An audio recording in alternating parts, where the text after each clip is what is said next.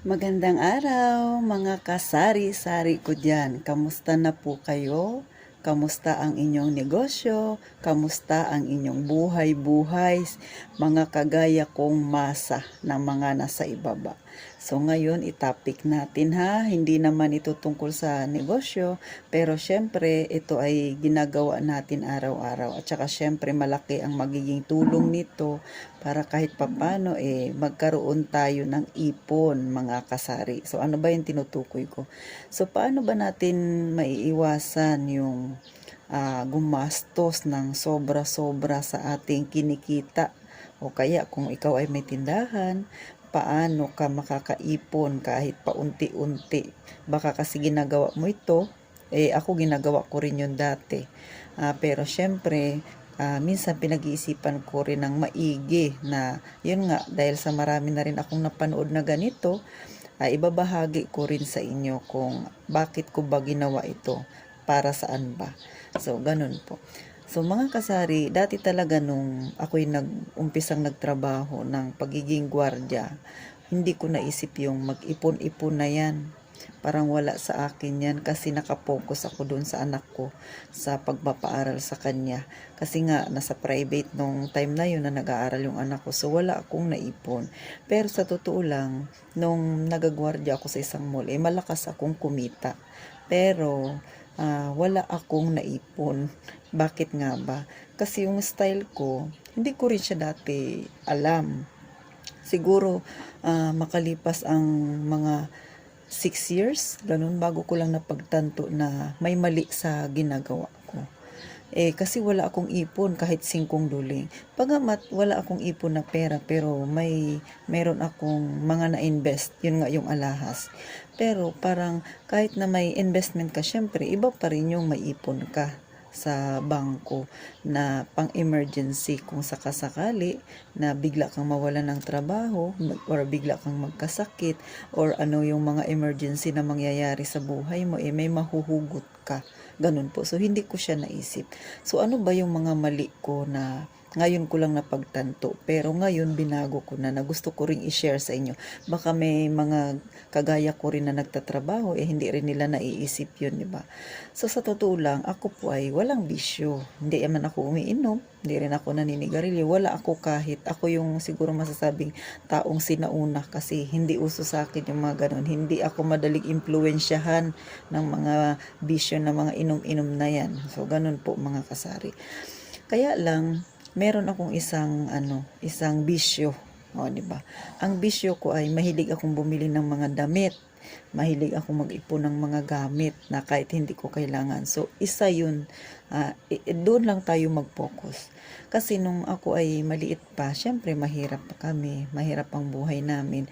Parang naiinggit ako noon sa mga bata or lalo na nung nagdadalaga na ako, mahirap talaga ang buhay namin noon. Naalala ko pa noon si mama labandera pa yung mother ko. So, yung mga kaklase ko nakikita ko, pag nag-aaral kami, may mga bagong sapatos, may bagong bag, mga ganong mga tipo na normal na naiinggit yung isang kabataan. Kaya nung ako ay nagtrabaho, pero nung ako ay nagtrabaho kasi hiwalay na ako sa asawa. So, siguro ito ay nagsimula kasi akong naging gwardiya ay 2010.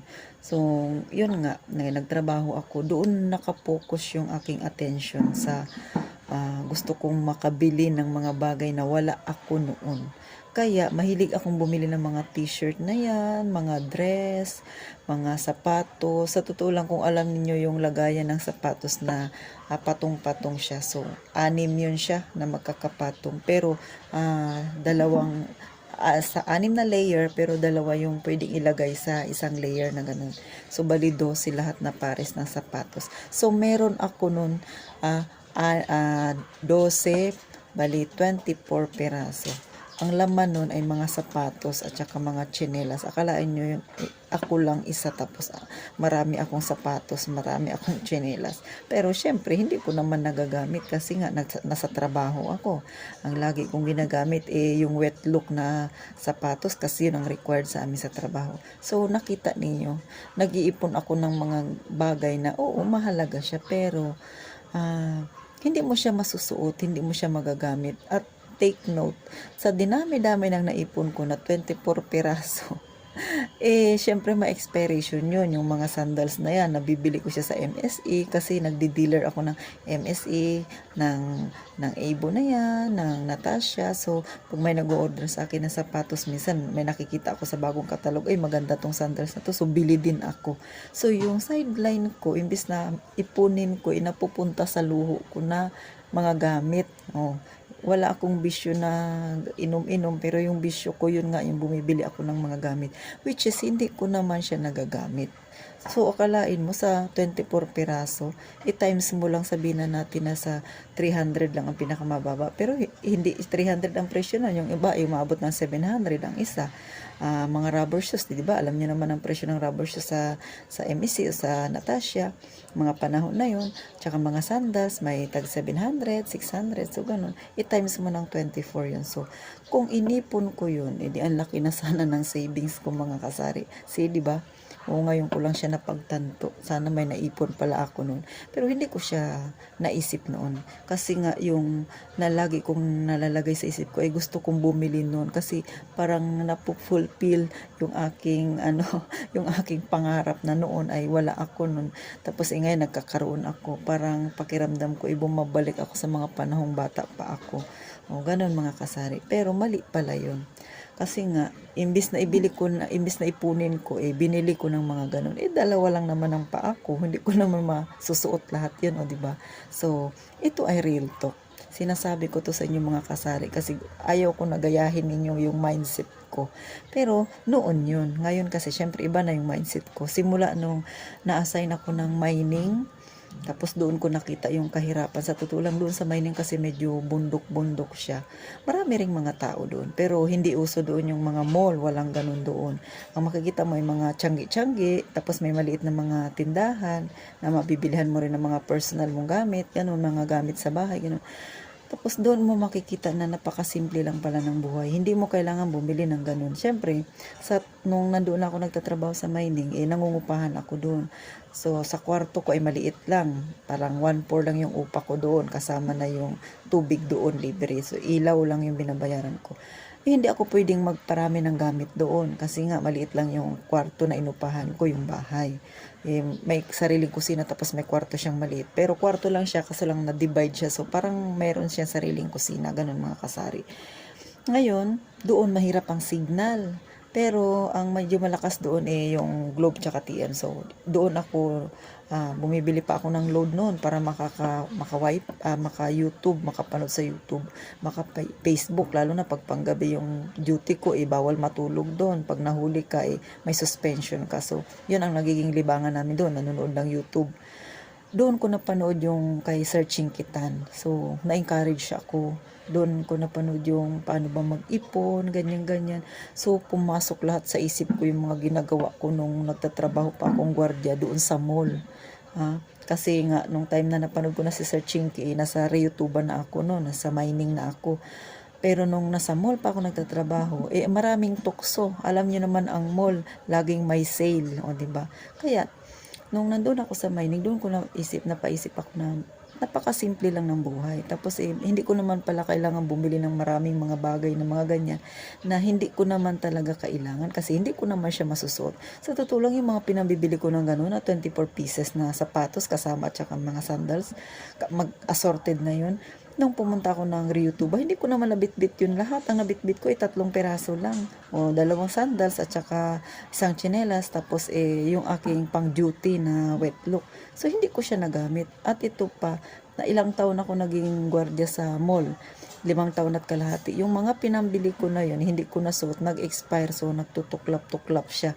Hindi mo na siya magamit, pangit na siyang gamitin. So nangyari, tinapon ko. Di ba nakita nyo, nagtapon ako ng pera. Ganun, mga kasari.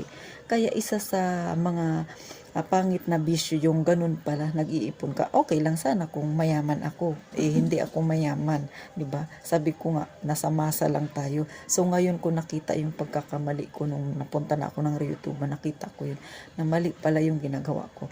Kaya from there, do sa YouTube, doon ako nag-start na nag-ipon-ipon paunti-unti. Kaya nagkaroon ako ng ganitong tindahan kasi doon lang din ako nakapag-ipon. Sa totoo lang sa YouTube, maikling panahon lang ako nagtrabaho doon, mga 3 taon at kalahati. Pero medyo malaki ang naipon ko. Kumpara nung nagtatrabaho pa ako sa mall na 5 taon kalahati ako nagtatrabaho pero wala akong naipon. Pero meron naman akong investment yung alahas. Pero sa ipon wala talaga yung pera na sabi na sa bangko.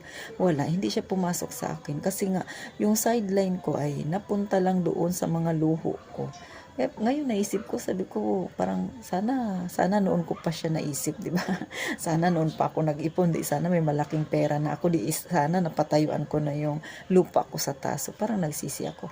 Pero sa ngayon, sa totoo lang, syempre hindi na pa naman ako ganun katanda. May chance pa na makapag-ipon ako. Kaya ngayon, ang goal ko ay makapag-ipon ako bago dumating yung 50 years old ko para mapatayuan ko yung lupa ko. At nagsimula yun nung nasa mining ako, naisip ko lahat ng mga mali ko. Ganun pala yun. Pag napaisip ka, babalikan mo yung mga ginawa mo noon, ay maling-mali talaga, di ba? Wala namang mali sa bumili ka ng mga gamit. Pero yung mali, yung labis, yun ang nangyari sa akin, labis. So, sinishare ko to sa inyong mga kasari kasi para may makuha kayong aral buhat sa aking na-share sa inyo na naging kasaysayan ko sa aking pagtatrabaho. Pero syempre, iba na tayo ngayon. Malaki na ang ipinagbago natin. Noon ay hindi naman din talaga ako ganun kagastador. Pero syempre, imbis na yung sideline ko, ipunin ko. O diba, napunta lang sa luho ko sa pagbili-bili ng mga bagay-bagay na hindi ko naman ganun kakailangan. So mga kasari, sana po ay may natutunan kayo sa aking istorya ng buhay ko. O diba? Syempre sa mga may ganitong ugali na ngayon ay napanood ninyo, baka kayo ay nagising ng kaunti, ay hindi pa naman huli ang lahat para mag-ipon. So thank you po ng marami sa inyo. Sana po ay i-subscribe nyo naman ang aking maliit na channel at i-like. At sa mga sumusuporta sa akin, thank you po ng marami. Magkita tayong muli sa aking panibagong upload sa susunod na mga araw, ha? At muli, mag-iingat tayo sa ating paglalakbay. At ito ang inyong kasari, ang pambansang tindera, ang Ate Tintin.